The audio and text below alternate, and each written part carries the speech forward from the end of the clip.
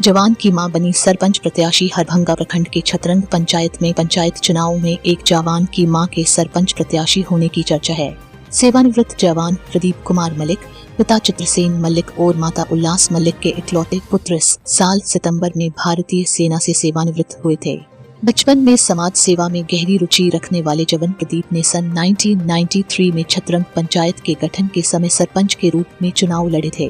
उस समय वह राजनीति में एक नए चेहरे और जनसंपर्क की कमी से हार गए थे। चुनाव तो हार गए, लेकिन सेवा करने के लिए अपना आपा और आत्मविश्वास को नहीं खोया। जन्म से ही जनता की सेवा में समर्पित रहने वाले प्रदीप को संवैधानिक तरीके से पंचायत के लोगों की सेवा से वंचित रखा गया था। हालांकि भारतीय स्थल सेना में सीआरपीएफ के रूप में शामिल होकर भारत माता की 20 साल तक लंबी सेवा करने के बाद वे साल सेना से सेवानिवृत्त हुए और ग्रामीणों द्वारा उनका अभिनंदन भी किया गया। इस पर प्रदीप ने सभा से कहा, मैं सेवानिवृत्त होने के बाद फिर से नौकरी का रोजगार कर सकता हूँ, लेकिन मैं नौकरी नहीं करना चाहता। मैंने अपने गांव में रहने और अपने क्षेत्र के लोगों की सेवा करने का वादा जो किया था, इसी के तहत चल रहे पंचायत चुनाव में छतरंग पंचायत की सरपंच सीट को महिलाओं के लिए आरक्षित कर दिया गया है और जवान प्रदीप इस पद के लिए चुनाव नहीं लड़ पाए है। हालांकि मलिक परिवार के उम्मीदवार पर पंचायत की राजनीति जोर पकड़ रही है। उम्मीदवार उल्लास मलिक और जवान प्रदीप मलिक को भारी जन समर्थन मिल रहा है। अब यह देखना बाकी है कि पंचायत चुनाव में जवान प्रदीप मलिक और खुली किताब उम्मीदवार उल्लास मलिक के चुनाव परिणामों की घोषणा में कौन बाजी मरेगा।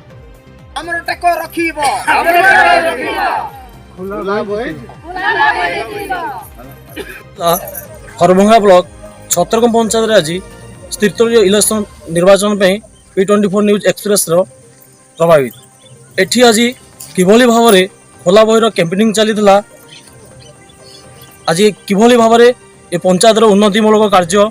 किभली भाव में कौन कौन असुविधा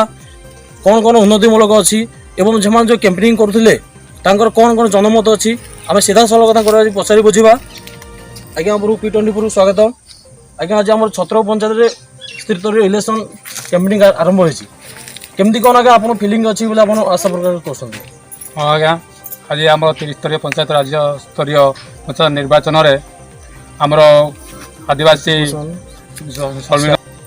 मु आशा करुचे जे आमर आदिवासी भाई माने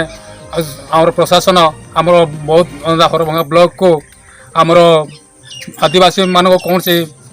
अधिकार दे पारि ना आम हरभंगा ब्लॉक रे तेणुक आज आमर जे कि बहुत दिन गोटे सर्विस थे से अवसर प्राप्त आज आमर पंचायत स्तरीय सरपंच प्रार्थी रूपे जेहेतु गोटे मनोनीत होती तेणुक आम समस्त को सजग करुचु। तेणु समस्त माँ मान को मोर अनुरोध करुच्ची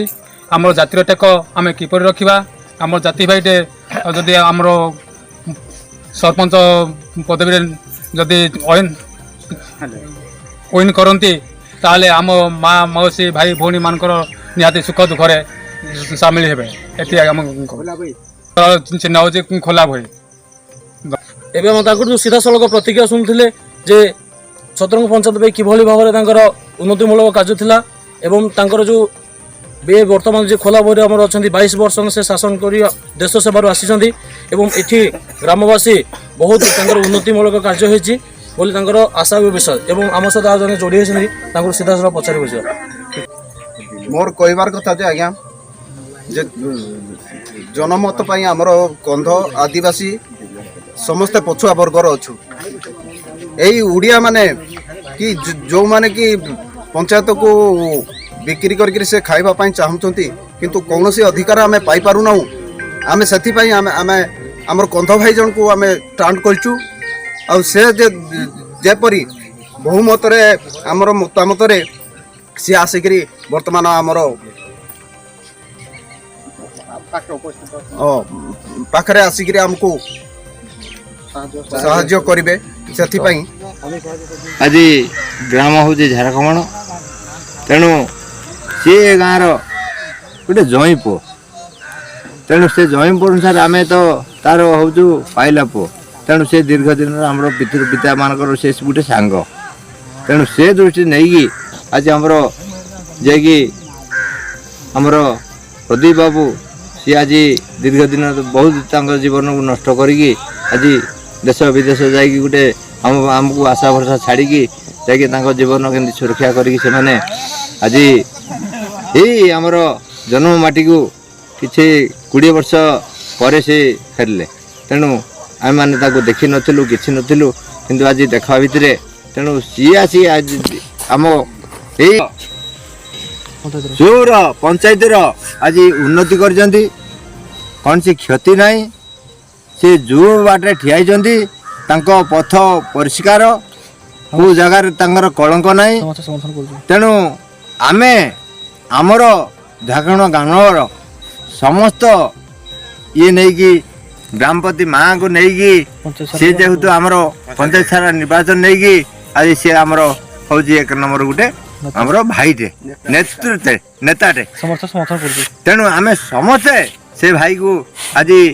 समर्थन करी जोगाजोग करी आज गोटे सा भरसा देखिए आज आमर गोटे खसी जाऊला गोटे अंग तेणु केमती आम पाख पहुँची गला एति आगे आम से गौरव रहीचु किंतु से जिनसा आम पाइलु एति आज्ञा सी आम आज पुणी दीर्घ 22 वर्ष हेब देश सेवा करी आसिचंती मु 22 वर्ष देश सेवा करी मो पुआ आसी दीर्घ 22 वर्ष हेब देश सेवा करी आसी आउ 5 वर्ष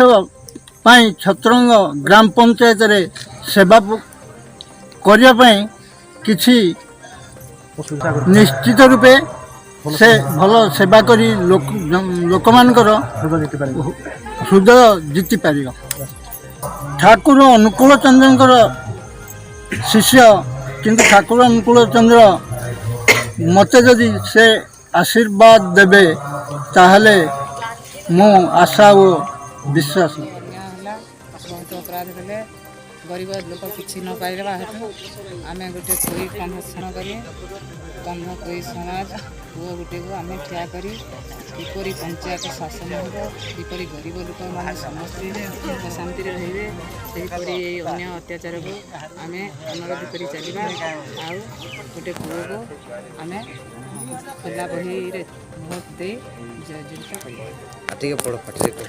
आमे पानी रे असुविधा होपर आम नालू पानी आनिक खाऊँ तापर जदि खुला बही आसीज ताहले आमको आम गाँव को कौन गोटे आमको देव आम समस्ते अनुमति दौचु हेले खुला बही को जितेबू बोली आम मेरा गांव है धोंगिया मुंडा मेरा पंचायत छत्रंग और जिला बौद्ध मैं गरीब संप्रदाय रीति रिवाज में मैं छोटा से बड़ा तक आज तक आदिवासी संप्रदाय में मैं जन्म ले रखा हूँ और मैं आज भारत माता की सेवा संपूर्ण करके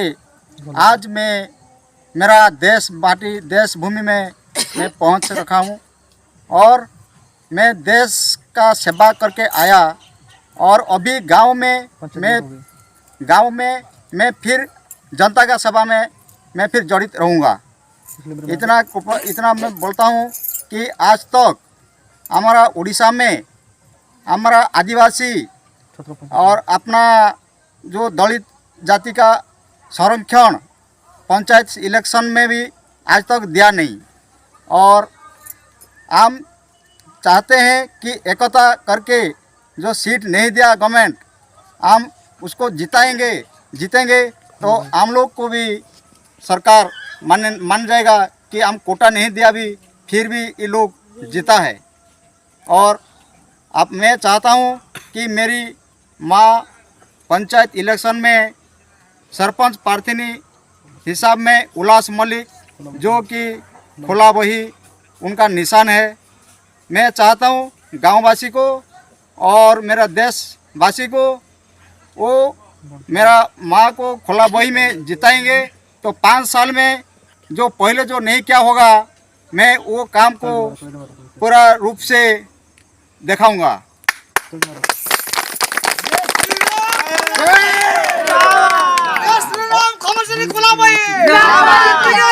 आगे की खबरों के लिए हमारे साथ बने रहिए और हमारे चैनल को लाइक शेयर सब्सक्राइब करना ना भूलें। धन्यवाद।